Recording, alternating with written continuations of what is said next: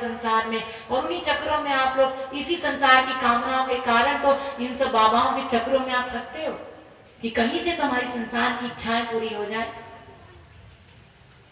इसीलिए ये कामना बहुत गंदी बीमारी है, इसको मांगना छोड़ो। जब तक भगवान से आप कुछ मांगते रहोगे आप भक्ति नहीं कर पाओगे, भगवान के प्रेम को नहीं पा पाओगे, इसलिए मांगना छोड़ना है, बिल्कुल छोड़ दो।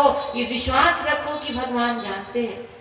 संसार में तो आपको इसलिए मांगना पड़ता है अपने माता पिता से, क्योंकि संसार के लोग अंतर्यामी नहीं रहते, इसलिए उनको बोलना पड़ता है कि माँ ये चाहिए, पिताजी ये चाहिए। लेकिन वो भगवान तो अंतर्यामी है, वो आपके अंदर बैठे हैं, वो जानते हैं कि मेरे बच्चे को किस समय किस चीज की जरूरत है और इसका क्या सामान देने से इसका कल्याण होगा, वो अपने आप दे देते हैं। हमको कहने की जरूरत नहीं पड़ती भगवान को। तो अपने प्रभु पर इतना भी विश्वास नहीं है कि भगवान हमारे साथ कभी अमंगल नहीं करेंगे। जब एक शूद्र से शूद्र चींटी के भी खाने की व्यवस्था भगवान रखते हैं तो क्या हमारी नहीं रखेंगे? हमारा काम है पुरुषार्थ करना, बाकी सब भगवान की इच्छा पर छोड़ो। इसलिए कामना नहीं, सबसे पहली शर्त है कि आपको मांगना छोड़ना होगा। ये कामनाओं को मन से निकालना होगा। कभी कुछ मत मांगो भगवान से, कितना भी हमारे जीवन में दुख आ जाए, हाँ कृष्ण मेरे दुख कम कर दो, ये प्रेम नहीं। हाँ कृष्ण मुझे इस प्रारब्ध से लड़ने की शक्ति दो, इतना आप कह सकते हो। लेकिन हे भगवान ये दे दो वो दे दो, ये प्रेम नहीं कहलाता। कोई हमको मार भी रहा है, हमारा मर्डर भी कर रहा है, तो भी हाँ कृष्ण कहो, लेकिन हे भगवान मेरी रक्षा करो, ये प्रेम नहीं है। हम इस गंदे शरीर के लिए अपने प्रभु को कष्ट दें, ये प्रेम नहीं है। द्रौपदी ने इस गंदे शरीर के लिए भगवान को बुलाया, इसलिए द्रौपदी सर्वोच्च भगवान के रस को प्राप्त नहीं कर सकती। हाँ वो सकाम भक्त में गिनी जाती है, वो सर्वोच्च प्रेम को, वृंदावन के रस को पाने के अधिकारी नहीं है। हाँ अगर आप भी भगवान से मांगेंगे तो आप भी वृंदावन के बाहर बैठे रहेंगे, अंदर भी प्रवेश नहीं मिलेगा। हाँ इसलिए मांगना छोड़ना है, कुछ नहीं मांगना। हाँ कृष्ण कहो, लेकिन ये मत कहो कि हाँ मेरी रक्षा करो। इस गंदे शरीर के लिए हम अपने प्रभु को कष्ट दें, ये प्रेम नहीं कहलाता। और हम लोगों ने ध्यान दीजिएगा, 3 प्रकार की चीजें होती हैं। एक होता है लेना लेना, एक होता है लेना देना, और एक होता है देना देना। तो हम लोगों ने सदा से लेना लेना सीखा है, इसको कहते हैं कामना। और कभी कभी लेना देना भी संसार में करते हैं, इसको कहते हैं व्यापार। लेकिन देना देना नहीं करते, जिसको कहते हैं प्रेम।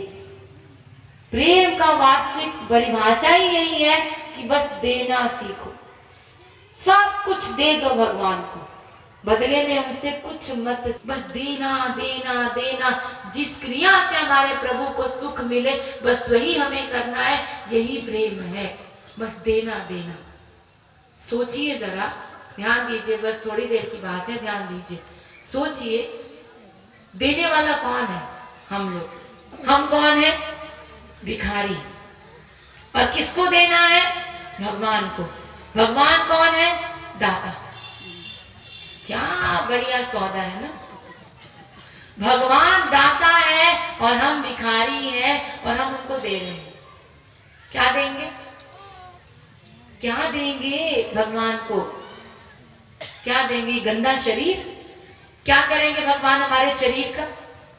संसार में कितने लोग हैं आपके शहर में जो आपको देखना भी पसंद नहीं करते होंगे। तो इस गंदे शरीर के मध्य द्वार के रोम रोम से पसीना निकलता, इतना बदबू आती है शरीर से। इस गंदे शरीर का देकर भगवान हम क्या करेंगे लेकर? तो क्या है हमारे पास भगवान को देने के लिए? मन, वो तो और गंदा है, सारे पाप यहीं से शुरू होते हैं। तो और क्या देंगे? बुद्धि, उसमें तो और गड़बड़ है, सारी अज्ञानता भरी है। तो और क्या देंगे भगवान को? इस संसार का सामान, ये तो भगवान के संसार का है क्या हमारे पास भगवान को देने के लिए? क्या है बताइए हम भिखारियों के पास? फिर भी भगवान इतने दयालु दयालु हैं, इतने दयालु हैं, वो कहते हैं कि कोई बात नहीं बेटा, तेरे पास जो कुछ है अपना गंदा गंदा सब कुछ मुझे दे दे, बदले में मैं तुझे अच्छा अच्छा सब कुछ अपना दे दूंगा।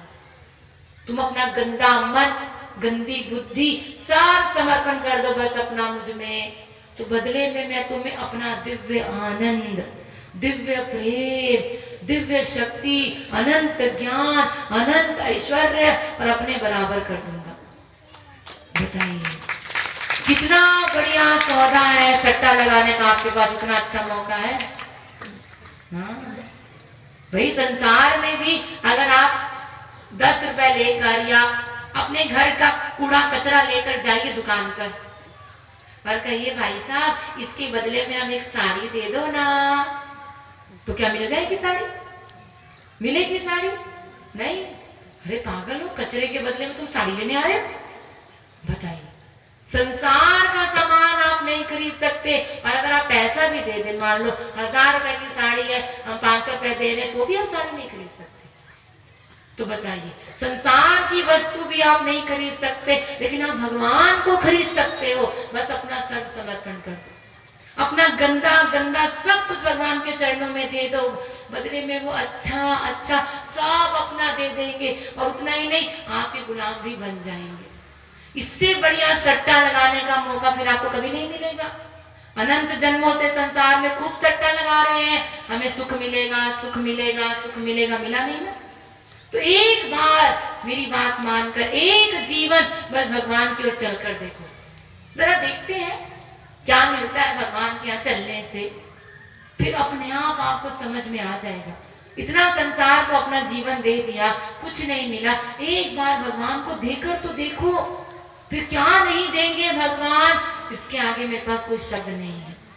वो आप स्वयं अनुभव करेंगे कि वो कितने दयालु हैं, क्या क्या नहीं दे देते। इसलिए सबसे पहली शर्त है कि मांगना छोड़ना है, कभी कुछ नहीं मांगना। दूसरी शर्त क्या है? ध्यान देना, ज्ञाना कर्मादिनावृतम, यानी कि भक्ति, ध्यान दीजिए, ज्ञाना कर्मादिनावृतम अर्थात भक्ति स्वतंत्र है। जैसे सारे साधनों को कल्याण के लिए भक्ति की जरूरत पड़ती है, जितने भी साधन मार्ग संसार में है वो ज्यादा से ज्यादा हमारे कुछ पाप मिटा देते हैं, हमारा कल्याण नहीं करते, ज्यादा से ज्यादा स्वर्ग दे देंगे बस। तो ध्यान दीजिएगा, कल्याण करने के लिए हर मार्ग को भक्ति की जरूरत है। बिना भक्ति के कर्म कांड कल्याण नहीं करेगा, बिना भक्ति के ज्ञान कल्याण नहीं करता, बिना भक्ति के योग मार्ग कल्याण नहीं करता। कोई